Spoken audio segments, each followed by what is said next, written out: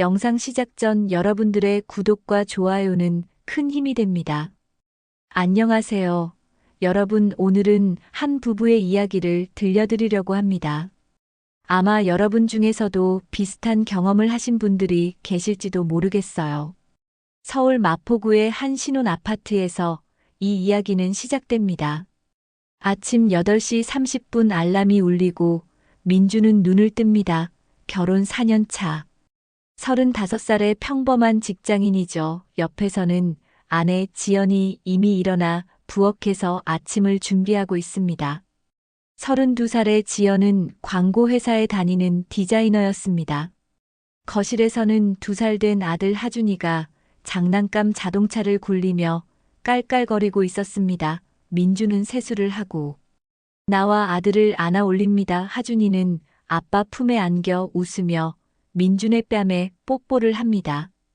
이런 평범한 아침 풍경은 누가 봐도 행복한 가정의 모습이었죠. 민주는 중견 건설회사에서 현장 감독으로 일하고 있었습니다. 새벽같이 일어나 현장에 나가고 저녁 늦게 돌아오는 생활이 반복됐지만 가족을 위해서라면 견딜만 했습니다. 지연 역시 육아와 일을 병행하며 바쁜 나날을 보냈지만 둘은 서로를 아끼며 살아갔습니다. 주말이면 근처 공원으로 나들이를 가곤 했습니다. 하준이를 유모차에 태우고 산책을 하면 지나가는 사람들이 부러운 눈빛으로 바라봤죠. 젊은 부부가 예쁜 아이와 함께 걷는 모습은 누가 봐도 화목한 가정이었습니다. 민준의 어머니는 손자를 무척이나 예뻐하셨습니다. 한 달에 한두 번은 집에 들러 하준이를 돌봐주곤 하셨죠. 하지만 그때마다 어머니는 이런 말씀을 하셨습니다. 애가 엄마만 쏙 닮았네. 민준이 어릴 때랑은 하나도 안 닮았어. 그 말을 들을 때마다 민준은 웃으며 넘겼습니다. 그냥 농담이려니 생각했죠. 회사 동료들과 회식 자리에서도 비슷한 말을 들었습니다. 누군가 민준의 핸드폰 배경화면에 있는 하준이 사진을 보고는야. 근데 애가 너랑 하나도 안 닮았는데. 엄마 닮았나 보지라며 웃었습니다. 민준은 그럴 수도 있지 뭐하며 대수롭지 않게 넘겼습니다. 하지만 점점 그런 말들이 마음속에 쌓여갔습니다. 집에 돌아와 잠든 하준이를 가만히 들여다보면 이상하게도 자신의 어린 시절 사진과 전혀 닮지 않았다는 생각이 들었죠. 눈매도 다르고 코 모양도 달랐습니다. 심지어 귓불의 형태까지도 자신과는 달랐습니다. 민준의 아버지는 귓불이 큰 편이었고 민준 역시 그 유전자를 물려받았습니다. 하지만 하준이의 귓볼은 작고 붙어있는 형태였죠. 지연의 귀와도 달랐습니다. 이런 작은 차이들이 하나둘씩 눈에 들어오기 시작했습니다. 어느 날 저녁 민준은 장난스럽게 지연에게 물었습니다. 야, 너 진짜 내 아들 맞지라고요. 지연은 그 말을 듣자마자 표정이 굳어졌습니다. 그게 무슨 말이야. 기분 나쁘게 왜 그런 소리를 해. 민준은 당황하며 농담이라고 했지만 지연의 반응이 유난히 예민하게 느껴졌습니다. 그날 밤 민준은 잠을 이루지 못했습니다. 지연의 그 반응이 계속 머릿속을 맴돌았죠. 왜 그렇게 화를 냈을까. 그냥 웃고 넘길 일이었는데. 혹시 뭔가 숨기는 게 있는 건 아닐까. 이런 의심이 점점 커져만 갔습니다. 다음 날 회사에서도 일에 집중할 수 없었습니다. 현장을 돌아다니면서도 머릿속은 온통 하준이 생각뿐이었습니다. 점심시간에 혼자 앉아 핸드폰으로 하준이 사진들을 쭉 넘겨봤습니다. 그리고 자신의 어린 시절 사진과 비교해봤죠. 정말로 닮은 구석이 하나도 없었습니다. 퇴근길에 민준은 우연히 약국 앞을 지나다가 멈춰 섰습니다. 쇼윈도에 친자 확인 검사 키트 광고가 붙어 있었습니다. 민준은 한참을 그 자리에 서서 광고를 바라봤습니다. 그리고 결국 약국 안으로 들어가지는 못하고 발걸음을 돌렸습니다. 집에 돌아오니 지연이 저녁을 차리고 있었습니다. 하준이는 소파에서 만화를 보고 있었죠. 평범한 일상이었지만 민준의 마음속에는 이미 의심의 씨앗이 깊이 뿌리내리고 있었습니다. 그날 밤. 민주는 컴퓨터를 켜고 인터넷 쇼핑몰에서 DNA 검사 키트를 주문했습니다. 사흘 후 회사로 택배가 도착했습니다. 민주는 점심시간에 아무도 없는 자재 창고로 가서 조심스럽게 상자를 뜯었습니다. 손이 떨렸죠. 작은 박스 안에는 면봉 2개와 검사 키트, 그리고 설명서가 들어 있었습니다. 민주는 설명서를 읽으며 검사 방법을 확인했습니다. 구강 상피세포를 채취해서 보내면 일주일 안에 결과가 나온다고 했습니다. 그날 저녁 민주는 평소보다 일찍 집에 들어갔습니다. 지연은 의아한 표정으로 물었죠. 오늘 일찍 들어왔네. 무슨 일 있어? 민주는 아무렇지 않은 척 웃으며 현장 일이 일찍 끝났다고 대답했습니다. 하준이는 아빠가 일찍 온 게 신이 났는지 달려와 안겼습니다. 민주는 아들을 안고 한참을 놀아줬죠. 블록을 쌓고 자동차를 굴리며 놀다가 하준이가 입을 크게 벌리고 하품을 했습니다. 그 순간이었습니다. 민주는 재빨리 면봉을 꺼내 하준이의 입안 볼 쪽을 문질렀습니다. 하준이는 갑작스러운 행동에 놀라 울음을 터뜨렸습니다. 지연이 부엌에서 뛰어나왔죠. 무슨 일이야? 왜 울어? 민주는 당황하며 이 닦아주려다가 실수했다고 둘러댔습니다. 지연은 의심스러운 눈빛으로 민준을 바라봤지만 더 이상 묻지 않았습니다. 그날 밤 화장실에 간 민주는 자신의 구강세포도 채취했습니다. 면봉을 용기에 넣고 밀봉한 뒤 가방 깊숙한 곳에 숨겼죠. 다음 날 아침 출근길에 우체국에 들러 검사 키트를 발송했습니다. 접수중을 받아든 순간 민준의 손은 식은땀으로 젖어 있었습니다. 일주일이라는 시간은 민준에게 지옥과도 같았습니다. 매일 밤 잠을 설쳤고 회사에서도 실수가 잦아졌죠. 현장 소장이 민준을 불러 요즘 무슨 일 있냐고 물었습니다. 민준은 괜찮다며 고개를 저었지만 얼굴에는 피로가 가득했습니다. 집에서도 마찬가지였습니다. 지연은 민준의 이상한 행동을 눈치채기 시작했죠. 밥을 먹다가도 멍하니 있고 하준이가 다가와도 예전처럼 반갑게 안아주지 않았습니다. 어느 날 저녁 지연이 물었습니다. 당신 요즘 왜 그래? 무슨 고민 있어? 민주는 회사 일이 좀 힘들다고 둘러댔습니다. 지연은 그렇구나 하며 민준의 어깨를 토닥였지만 민주는 그 손길조차 부담스러웠습니다. 자신이 지금 아내를 의심하고 있다는 사실이 너무나 괴로웠죠. 엿새가 지난 금요일 오후 민준의 핸드폰으로 문자가 왔습니다. 검사 결과가 나왔으니 홈페이지에서 확인하라는 내용이었습니다. 민준은 화장실로 달려갔습니다. 손이 너무 떨려서 핸드폰을 제대로 잡을 수가 없었죠. 로그인을 하고 결과 페이지에 들어갔습니다. 화면에는 간단 명료하게 한 줄의 문장이 적혀 있었습니다. 친자 관계 부적합 확률 0.00%. 민주는 그 자리에서 주저앉았습니다. 화장실 타일 바닥에 차가운 감촉이 느껴졌지만 아무것도 생각할 수 없었습니다. 얼마나 그렇게 앉아 있었을까요? 동료가 화장실 문을 두드렸습니다. 민준 씨 괜찮으세요? 민주는 겨우 정신을 차리고 일어났습니다. 거울을 보니 자신의 얼굴은 새하얗게 질려 있었습니다. 그날 오후 민주는 조퇴를 했습니다. 아프다고 말했지만 사실 정신을 차릴 수가 없었죠. 회사 앞 카페에 들어가 커피를 시켰지만 한 모금도 마시지 못했습니다. 핸드폰으로 결과 화면을 몇 번이고 다시 확인했습니다. 혹시 잘못 본 건 아닐까 하는 희망을 가지고요. 하지만 결과는 변하지 않았습니다. 친자 관계 부적합 그 단어가 민준의 머릿속을 계속 맴돌았습니다. 하준이는 자신의 아들이 아니었습니다. 2년 동안 자신이 아빠라고 생각하며 키운 아이가 실은 남의 자식이었던 겁니다. 민준의 머릿속은 복잡했습니다. 분노와 배신감 그리고 믿을 수 없다는 혼란이 뒤섞였죠. 도대체 언제 누구와 그런 일이 있었던 걸까? 결혼 전이었을까?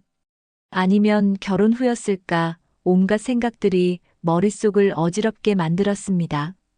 해가 지고 있었습니다. 민주는 카페를 나와 한강 다리 위를 걸었습니다.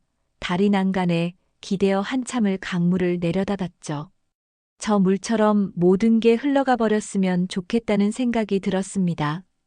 핸드폰이 울렸습니다. 지연이었습니다. 어디야, 저녁 먹어야지. 언제와. 민주는 전화를 받지 않았습니다. 지금 지연을 대면할 자신이 없었죠. 어떤 얼굴로 집에 들어가야 할지, 어떤 말을 해야 할지 알 수 없었습니다. 밤 9시가 넘어서야 민주는 집 앞에 도착했습니다. 현관문 앞에서 한참을 서 있었죠. 안에서는 지연이 하준이를 재우는 목소리가 들렸습니다. 자장가를 부르는 지연의 목소리는 평소와 다름없이 부드러웠습니다. 하지만 민준에게는 그 모든 게 거짓으로 느껴졌습니다. 지연은 소파에 앉아 텔레비전을 보고 있었습니다. 민준의 발소리에 고개를 돌리더니 걱정스러운 표정을 지었죠. 왜 이렇게 늦었어? 전화도 안 받고 어디 있었던 거야? 민준은 대답 대신 신발을 벗고 거실로 들어갔습니다. 가방에서 출력해온 검사 결과지를 꺼냈습니다. 회사 근처 편의점에서 프린트한 종이였죠. 민주는 그 종이를 식탁 위에 던지듯 내려놨습니다. 지연은 이상한 낌새를 눈치채고 천천히 일어났습니다. 뭔데 그게? 지연이 종이를 집어들었습니다. 그리고 내용을 읽는 순간 얼굴이 하얗게 질렸죠. 친자 확인 검사 결과서, 피검사자와 자녀 간 친자 관계 부적합. 그 글자들이 지연의 눈에 박혔습니다. 지연의 손이 떨리기 시작했습니다. 이게 뭐야? 이건 또 뭔데? 민주는 차갑게 대답했습니다. 보면 모르냐? 하준이는 내 아들이 아니라는 거야. 도대체 누구 자식이냐고. 지연은 고개를 저으며 뒤로 물러섰습니다. 아니야. 이건 잘못된 거야. 검사를 다시 해봐야 해. 민주는 비웃음을 흘렸죠. 3번이나 확인했어. 틀릴 리가 없어. 지금 당장 말해. 언제 누구랑 잤던 거야? 지연은 말문이 막혔습니다. 입술을 떨며 변명을 늘어놓으려 했지만 아무 말도 나오지 않았죠. 민주는 한 걸음씩 다가갔습니다. 그날 밤 어디 있었어? 누구랑 있었냐고 대답해. 지연의 눈에서 눈물이 흘러내렸습니다. 미안해. 정말 미안해. 민주는 주먹을 쥐었습니다. 미안하다고 끝이야. 2년 동안 나한테 거짓말한 거야. 내가 남의 자식 키우는 동안 너는 웃고 있었던 거잖아. 지연은 주저앉으며 울음을 터뜨렸습니다. 한참을 우는 지연을 보며 민주는 벽에 기댔습니다. 가슴속에서 무언가 터져 나올 것 같았지만 참았습니다. 하준이가 깰까봐 소리조차 지를 수 없었죠. 얼마나 시간이 흘렀을까요? 지연이 떨리는 목소리로 입을 열었습니다. 3년 전이었어. 회사 회식 자리에서였어. 민주는 눈을 감았습니다. 계속 말해. 누군데? 지연은 고개를 숙인 채 말을 이어갔습니다. 같은 회사 다니던 선배였어. 이름은 성호라고 했죠. 그날 회식이 끝나고 2차로 간 술집에서 많이 마셨어. 정신이 없었고 그 선배도 취해 있었어. 민준의 주먹이 더욱 세게 쥐어졌습니다. 그래서 그 후엔 어떻게 됐는데? 지연은 눈물을 닦으며 대답했습니다. 그날 한 번뿐이었어. 다음 날 정신 차리고 너무 후회했어. 그래서 연락을 끊었어. 민주는 비웃음을 지었습니다. 한 번이면 충분하잖아. 그 한 번에 아이가 생긴 거니까. 지연은 아무 말도 못했습니다. 사실이었으니까요. 그때 임신 사실을 알았을 때 지연은 당황했었습니다. 시기를 계산해 보니 민준과의 관계로 생긴 아이일 수도 있었죠. 하지만 내심 불안했습니다. 혹시나 하는 마음이 있었던 겁니다. 그래서 아무 말 않고 그냥 민준의 아이라고 믿으려 했던 거죠. 아니, 믿고 싶었던 겁니다. 2년 동안 지연은 그렇게 자신을 속이며 살아왔습니다. 민준이 물었습니다. 그 남자도 알아? 자기 자식일 수 있다는 거. 지연은 고개를 저었죠. 몰라. 말 안 했어. 그 후로 연락한 적도 없고. 민주는 허탈하게 웃었습니다. 그럼 그 남자는 유부남이었나? 지연은 고개를 끄덕였습니다. 결혼한 사람이었어. 그것까지 알면서도. 지연은 그날 밤 선을 넘었던 겁니다. 술 때문이었다고 변명할 수도 있겠지만 결국은 자신의 선택이었죠. 민주는 소파에 주저앉았습니다. 모든 힘이 빠져나가는 것 같았습니다. 그렇게 한참을 앉아 있다가 입을 열었죠. 그 사람 이름이 뭐라고 했지? 성호 플레임 말해. 지연은 떨리는 목소리로 대답했습니다. 김성호 나보다 1살 위였어. 지금은 다른 회사로 옮겼을 거야. 민주는 핸드폰을 꺼냈습니다. 연락처 있어. 지연은 고개를 저었죠. 지웠어, 진작에. 민주는 냉소를 흘렸습니다. 지웠다고 해서 없던 일이 되는 건 아니잖아. 그 사람 찾을 수 있어. 지연은 당황하며 물었습니다. 왜 뭐 하려고? 민주는 지연을 똑바로 쳐다봤습니다. 당연히 만나야지. 자기 자식이 생긴 걸 알려줘야 하는 거 아니야. 그리고 책임을 물어야지. 지연은 고개를 저으며 말렸습니다. 그러지 마. 이미 다 끝난 일이야. 더 키우면 안 돼. 민주는 자리에서 벌떡 일어났습니다. 끝난 일이라고. 나한테는 이제 시작이야. 2년 동안 속은 게 끝난 일이야. 내가 남의 자식 키운 게 끝난 일이냐고. 지연은 울면서 민준의 팔을 잡았지만 민주는 뿌리쳤습니다. 그날 밤 민주는 집을 나갔습니다. 근처 찜질방에 가서 밤을 보냈죠. 천장을 보며 누워 있어도 잠이 오지 않았습니다. 머릿속에는 온통 지연과 하준이 그리고 김성호라는 남자 생각뿐이었습니다. 새벽 5시쯤 민주는 핸드폰을 켰습니다. 지연에게서 온 문자 15통과 부재중 전화 23통이 찍혀 있었죠. 하지만 민주는 하나도 확인하지 않았습니다. 대신 포털 사이트를 열어 김성호를 검색하기 시작했습니다. 민주는 소셜 네트워크를 뒤지기 시작했습니다. 김성호라는 이름으로 검색하니 수백 명이 나왔지만 지연이 다니던 회사 이름과 함께 검색하자 한 명이 걸렸습니다. 33살 남성이었고 프로필 사진에는 정장을 입은 남자가 웃고 있었죠. 민주는 그 프로필을 한참 들여다봤습니다. 이 남자가 자신의 가정을 무너뜨린 장본인이었습니다. 평범해 보이는 얼굴이었습니다. 특별히 잘생기지도 못생기지도 않은 그저 흔한 직장인의 모습이었죠. 프로필을 더 살펴보니 최근 게시물들이 보였습니다. 한 달 전에 올린 사진에는 놀이공원에서 찍은 가족 사진이 있었습니다. 성우와 그의 아내로 보이는 여자. 그리고 5살쯤 돼 보이는 딸아이가 함께 웃고 있었죠. 민주는 그 사진을 보며 이를 악물었습니다. 저 남자도 가정이 있었던 겁니다. 아내와 딸을 두고도 다른 여자와 관계를 가졌던 겁니다. 그것도 유부녀와 말이죠. 성우의 아내 이름은 유나였습니다. 31살로 프로필에 적혀 있었죠. 사진 속 유나는 밝게 웃고 있었습니다. 자신의 남편이 3년 전 바람을 피웠다는 사실을 전혀 모르는 표정이었습니다. 민주는 유나의 프로필도 확인해 봤습니다. 평범한 주부처럼 보였고 딸아이와 함께 찍은 사진들이 대부분이었습니다. 행복해 보이는 가정이었죠. 민주는 성호의 회사 정보를 찾았습니다. 현재는 강남에 있는 중견 무역회사에서 과장으로 일하고 있었습니다.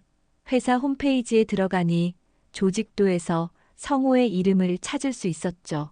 영업이부 소속이었고 입사한 지 7년째였습니다. 찜질방 휴게실에서 아침을 먹으며 민주는 계속 고민했습니다. 이 남자를 어떻게 만나야 할까? 회사로 찾아가야 할까 아니면 집으로 가야 할까 하지만 무작정 찾아가서 뭐라고 말해야 할지 막막했습니다. 오전 9시쯤 지연에게서 전화가 왔습니다.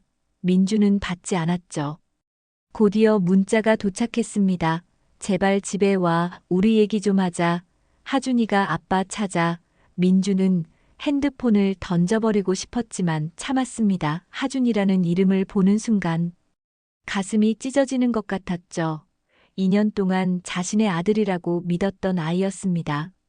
그날 오후 민주는 성호의 회사 앞으로 갔습니다. 강남역 근처 빌딩 12층에 있는 회사였죠. 로비에서 한참을 서성이다가 결국 올라가지는 못했습니다.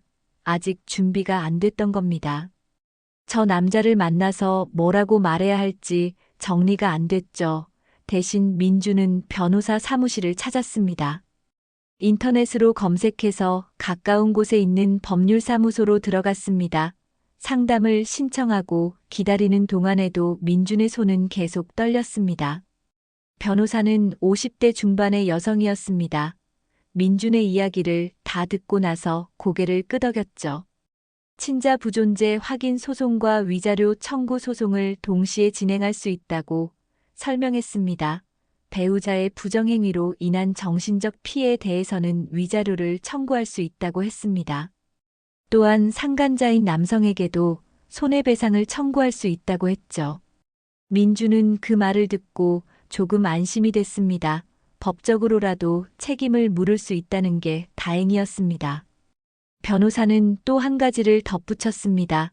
상대 남성이 유부남이라면 그쪽 배우자도 이혼 사유가 될 수 있다고요. 결국 양쪽 가정 모두 큰 타격을 입을 것이라는 얘기였습니다. 민주는 상담을 마치고 나왔습니다. 머릿속이 복잡했지만 어느 정도 방향은 잡혔습니다. 일단 성호를 직접 만나 대면하기로 했습니다. 그리고 사실을 확인한 뒤 법적 절차를 밟기로 마음먹었죠. 저녁 때 민주는 다시 성호의 회사 앞으로 갔습니다. 퇴근 시간을 기다렸다가 성호가 나오는 걸 보기 위해서였습니다.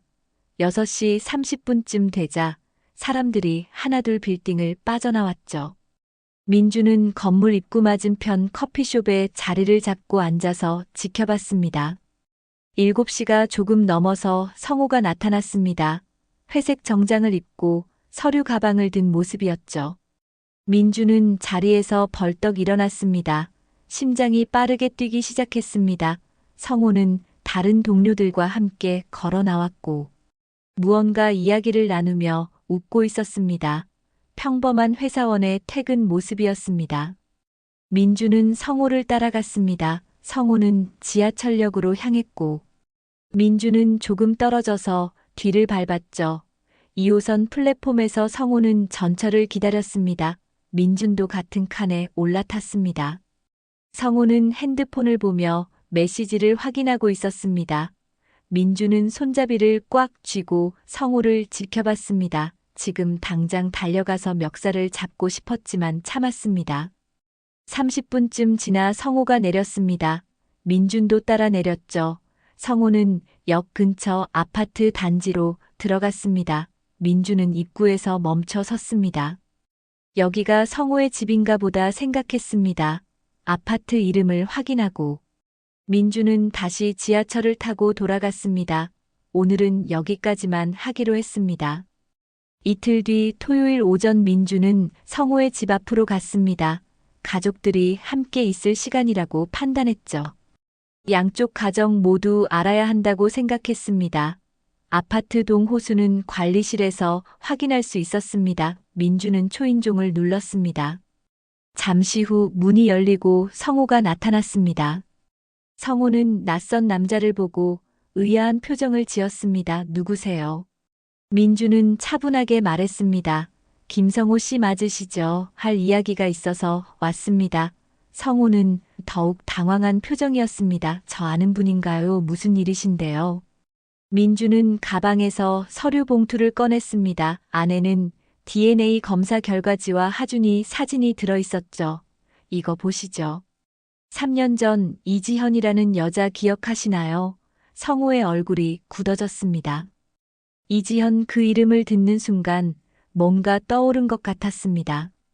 안에서 여자 목소리가 들렸습니다. 여보 누구야? 성호의 아내 유나가 거실에서 나왔습니다. 민준을 보고는 의아한 표정을 지었죠. 성호는 당황하며 말했습니다. 아니, 잘못 찾아오신 것 같은데요. 저 이 사람 모릅니다. 민준은 냉정하게 말했습니다.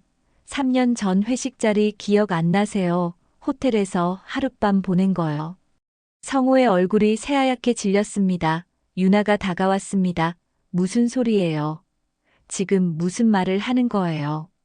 민주는 유나를 바라봤습니다. 저는 이지연의 남편입니다. 정확히는 전 남편이 될 사람이죠. 당신 남편이 제 아내와 불륜을 저질렀고 그 결과 아이가 태어났습니다. 이게 DNA 검사 결과입니다. 유나는 서류를 받아들고 읽기 시작했습니다. 성우가 변명하려 했습니다. 이건 오해예요. 말도 안 되는 소리 하지 마세요. 민주는 성우를 똑바로 쳐다봤습니다. 오해라고요. 그럼 이 검사 결과가 거짓말인가요? 당신 아들이 지금 2살입니다. 시기를 계산해 보세요. 유나의 손이 떨리기 시작했습니다. 여보, 이게 뭐야? 정말이야. 성우는 말을 잃었습니다. 입술만 파르르 떨리고 있었죠. 민주는 계속 말을 이어갔습니다. 3년 전 11월이었습니다. 회식 후 술집에서 만나서 호텔로 갔죠. 유나가 소리쳤습니다. 11월 그때 당신 회사 워크숍 갔다며. 이틀 동안 연락도 안 됐잖아. 성우는 고개를 숙였습니다. 변명할 말이 없었던 겁니다. 유나는 서류를 바닥에 던졌습니다. 이게 진짜야, 대답해. 성우는 한참을 침묵하다가 작은 목소리로 말했습니다. 미안해. 정말 술 때문이었어. 한 번뿐이었다고 유나는 뒤로 비틀거렸습니다. 민준이 유나를 부축했죠. 유나는 민준의 손을 뿌리치고 성우에게 다가갔습니다. 그리고 뺨을 세게 때렸습니다. 당신이 그런 짓을 했어. 나랑 결혼하고. 아이까지 있으면서 성우는 맞고도 아무 말 못했습니다. 유나는 울먹이며 민준에게 물었습니다. 그 아이는 정말 우리 남편 자식이 확실한가요? 민준은 고개를 끄덕였습니다. 검사 결과가 증명합니다. 거실 안쪽에서 어린 여자아이가 나왔습니다. 성우와 유나의 딸이었죠. 엄마. 왜 울어? 무서워. 유나는 얼른 눈물을 닦고 딸을 안았습니다. 아니야, 괜찮아. 방에 들어가 있어. 아이는 불안한 표정으로 아빠를 쳐다봤지만 유나가 데리고 안으로 들어갔습니다. 민주는 성우에게 말했습니다. 변호사를 선임했습니다. 친자 부존재 소송과 위자료 청구 소송을 진행할 겁니다. 당신한테도 손해배상 청구할 거고요. 성우는 무너져 내렸습니다. 바닥에 주저앉아 머리를 감싸쥐었죠. 민주는 그날 이후 본격적으로 법적 절차를 시작했습니다. 변호사 사무실에 다시 방문해서 정식으로 소송을 의뢰했죠. 친자 부존재 확인 소송과 함께 지연에게는 위자료 청구 소송을, 성우에게는 불법 행위로 인한 손해배상 청구 소송을 동시에 진행하기로 했습니다. 변호사는 증거 자료들을 꼼꼼히 검토하며 승소 가능성이 높다고 말했습니다. DNA 검사 결과가 결정적인 증거였으니까요. 소장이 법원에 접수됐고 며칠 후 지연과 성우에게 소장 부본이 송달됐습니다. 지연은 소장을 받아들고 한참을 멍하니 앉아 있었죠. 이제 정말 끝이구나 하는 생각이 들었습니다. 법적으로 혼인관계가 파탄났다는 게 문서로 증명되는 순간이었습니다. 지연은 떨리는 손으로 민준에게 전화를 걸었지만 민준은 받지 않았습니다. 성우 역시 소장을 받고 큰 충격을 받았습니다. 손해배상 청구 금액이 5천만 원이었죠. 성우는 당장 변호사를 찾아갔지만 변호사는 고개를 저었습니다. 불륜 사실이 명백하고 그로 인해 아이까지 태어났으니 변론할 여지가 거의 없다고 했습니다. 합의를 보는 게 최선이라는 조언이었습니다. 성우의 집안 분위기는 최악이었습니다. 유나는 그날 이후 성우와 말도 섞지 않았죠. 딸아이는 엄마 아빠가 싸우는 모습을 보며 불안해했습니다. 밤마다 악몽을 꾸고 울었습니다. 유나는 친정 어머니에게 전화를 걸어 모든 상황을 설명했습니다. 유나의 어머니는 당장 이혼하라고 소리쳤죠. 유나는 며칠을 고민했습니다. 5살 딸아이를 생각하면 이혼이 쉽지 않았습니다. 하지만 성우를 용서할 수가 없었죠. 다른 여자와 관계를 맺었다는 것도 충격인데 그 결과 아이까지 낳았다는 사실은 도저히 받아들일 수 없었습니다. 유나는 결국 이혼 의사를 성호에게 통보했습니다. 성호는 유나를 붙잡으려 했습니다. 잘못했다고 빌었죠. 하지만 유나의 마음은 돌아서지 않았습니다. 당신이 저지른 일로 우리 딸 인생까지 망칠 수는 없어. 유나는 짐을 싸서 친정으로 돌아갔습니다. 딸아이를 데리고 집을 나가는 유나의 뒷모습을 보며 성호는 무너졌습니다. 민준의 집도 상황은 비슷했습니다. 지연은 매일 울었죠. 하준이는 엄마가 우는 이유를 몰라 불안해했습니다. 아빠는 왜 안 와 하준이가 물으면 지연은 대답할 수 없었습니다. 어떻게 설명해야 할지 알 수 없었죠. 지연의 직장에서도 소문이 퍼지기 시작했습니다. 누군가 지연의 상황을 알게 됐고 그 이야기는 순식간에 회사 전체로 번졌습니다. 불륜으로 아이를 낳았다는 소문이었죠. 사람들은 지연을 보며 수군거렸습니다. 복도를 지나갈 때마다 시선이 따가웠습니다. 상사가 지연을 불러 조용히 말했습니다. 회사 분위기가 좋지 않으니 스스로 결정하는 게 어떻겠냐고요. 사실상 퇴사 권고였습니다. 지연은 항변할 힘도 없었습니다. 그날로 사표를 썼죠. 4년 동안 다닌 회사를 그렇게 떠나게 됐습니다. 지연의 부모님도 상황을 알게 됐습니다. 어머니는 기가 막혀 했고 아버지는 화를 냈죠. 어떻게 그런 일을 저지를 수 있느냐고 소리쳤습니다. 지연은 부모님 앞에서도 고개를 들 수 없었습니다. 평생 착하게 살아온 딸이 이런 일을 벌였다는 게 믿기지 않는다는 표정이었습니다. 민준의 부모님도 충격이었습니다. 며느리가 불륜을 저질렀다는 사실도 그렇지만 손자가 친손자가 아니라는 게 더 큰 충격이었죠. 민준의 어머니는 그동안 하준이를 얼마나 예뻐했는데 그 아이가 남의 자식이었다니 받아들일 수 없었습니다. 첫 번째 재판 날짜가 잡혔습니다. 민준은 정장을 입고 법원으로 갔습니다. 지연도 변호사와 함께 나왔죠. 법정에서 마주친 두 사람은 서로 눈을 마주치지 못했습니다. 판사는 양측의 주장을 들었고 증거 자료들을 검토했습니다. DNA 검사 결과는 명백했습니다. 성호도 따로 법정에 출석했습니다. 손해배상 청구건이었죠. 성호는 초췌한 모습이었습니다. 회사에서도 이미 소문이 퍼진 상태였습니다. 유부남이 불륜을 저질러 아이까지 낳게 했다는 이야기는 직장 내에서 큰 스캔들이었죠. 성호는 상사로부터 경고를 받았습니다. 재판은 몇 차례 진행됐습니다. 그때마다 민준과 지연, 그리고 성호는 법정에 출석해야 했죠. 지친 얼굴들이었습니다. 변호사들은 서류를 주고받으며 법적 공방을 벌였지만 결과는 뻔했습니다. 증거가 너무나 명확했으니까요. 석 달이 지난 뒤 1차 판결이 나왔습니다. 친자관계 부존재가 확정됐습니다. 민준은 법적으로 더 이상 하준이의 아버지가 아니었습니다. 위자료는 지연이 민준에게 3천만 원을 지급하라는 판결이 내려졌죠. 성호에 대한 손해배상 청구는 2,500만 원이 인정됐습니다.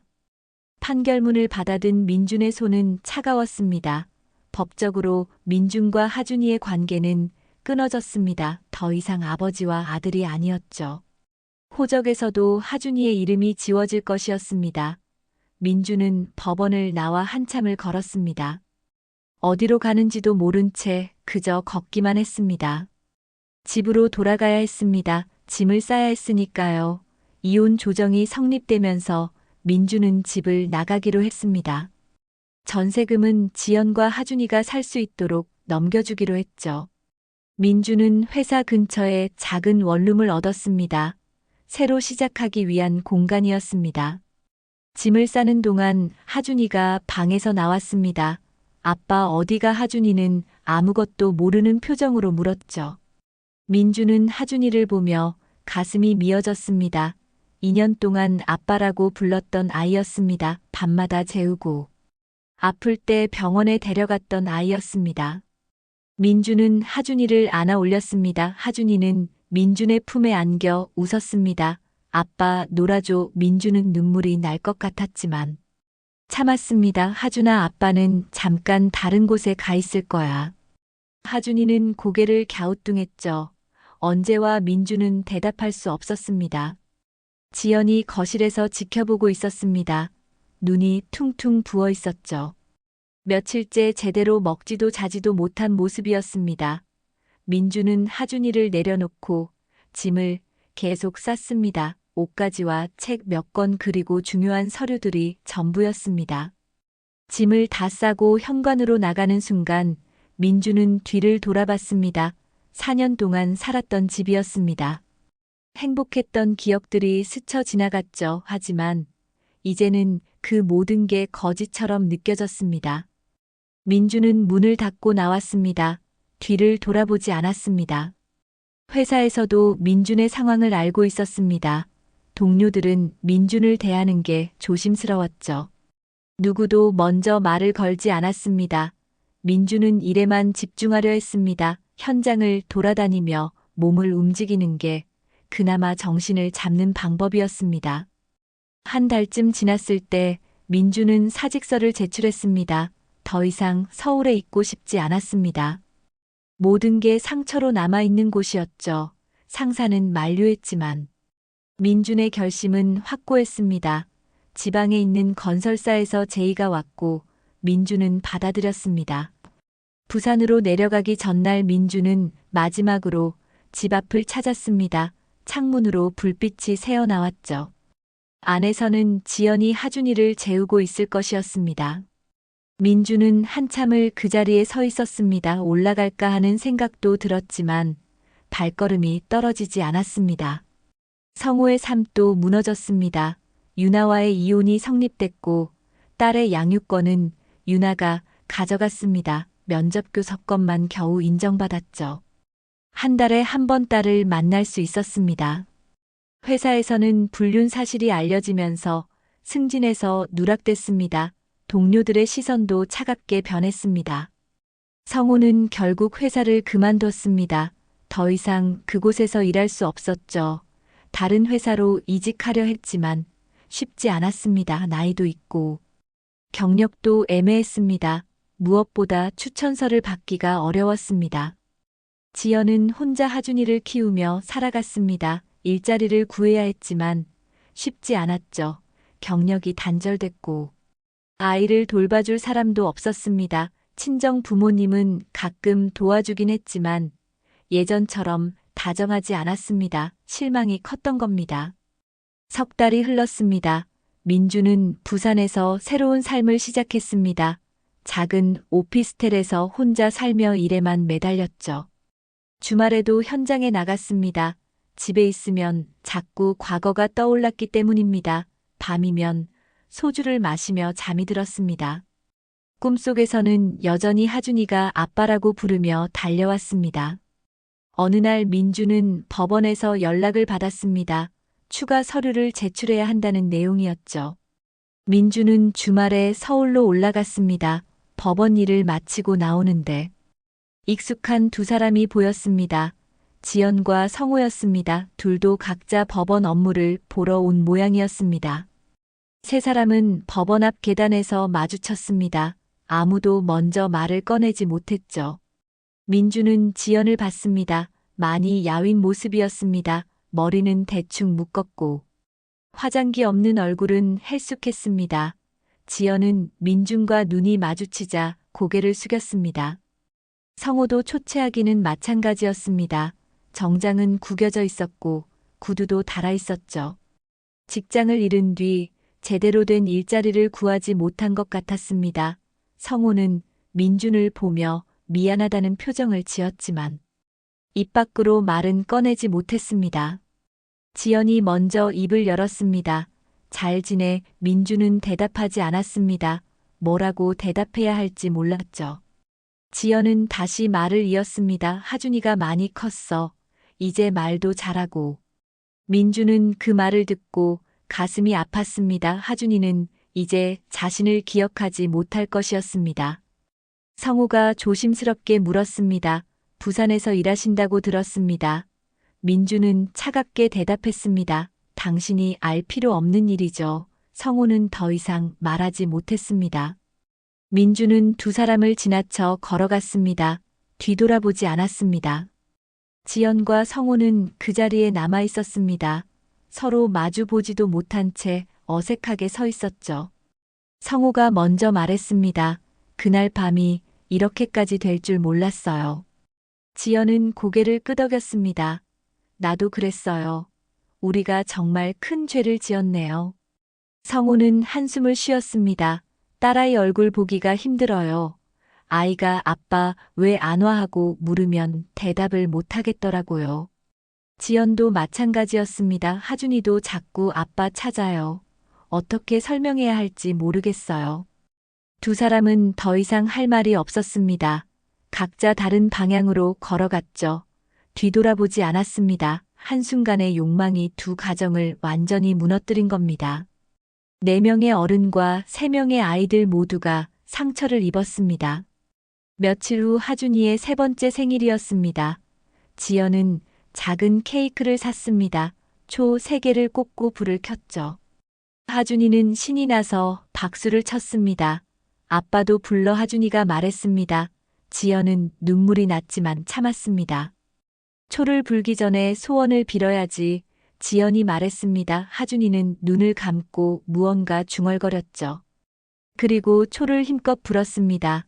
지연은 하준이를 안았습니다. 무슨 소원 빌었어? 하준이는 웃으며 대답했습니다. 아빠 보고 싶다고 했어요. 지연의 눈에서 눈물이 흘러내렸습니다. 하준이는 엄마가 우는 걸 보고 당황했죠. 엄마. 왜 울어? 아파. 지연은 고개를 저으며 하준이를 꼭 안았습니다. 아빠는 이제 오지 않을 거야. 하준아, 미안해. 정말 미안해. 하준이는 이해하지 못했지만 엄마를 꼭 안아줬습니다. 괜찮아. 엄마 울지 마. 지연은 한참을 울었습니다. 자신의 잘못으로 아이에게 아버지를 잃게 만들었다는 죄책감이 너무 컸습니다.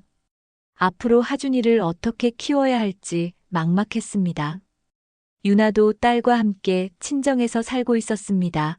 딸아이는 자꾸 아빠를 찾았지만 유나는 만나게 해주고 싶지 않았습니다. 배신한 남자를 용서할 수 없었죠. 하지만 아이를 생각하면 마음이 복잡했습니다. 성호는 작은 회사에 겨우 취직했습니다. 월급은 전보다 반으로 줄었죠. 그나마 일자리가 있는 게 다행이었습니다. 손해배상금과 이혼 위자료를 갚아야 했습니다. 앞으로 몇 년은 빚을 갚는데 허덕일 것이었습니다. 민주는 부산에서 묵묵히 일했습니다. 가끔 하준이 생각이 났지만 애써 잊으려 했습니다. 2년 동안 아버지였지만 이제는 남이었습니다. 법적으로도 혈연적으로도 아무 관계가 없었습니다. 그저 스쳐 지나간 인연일 뿐이었습니다. 한순간의 선택이 모든 것을 바꿔놓았습니다. 두 가정이 무너졌고 아이들은 상처를 입었습니다. 진실은 결국 드러났고 그 대가는 너무나 컸습니다. 사랑의 배신은 개인의 죄로 끝나지 않았습니다. 주변의 모든 사람들에게 상처를 남겼습니다.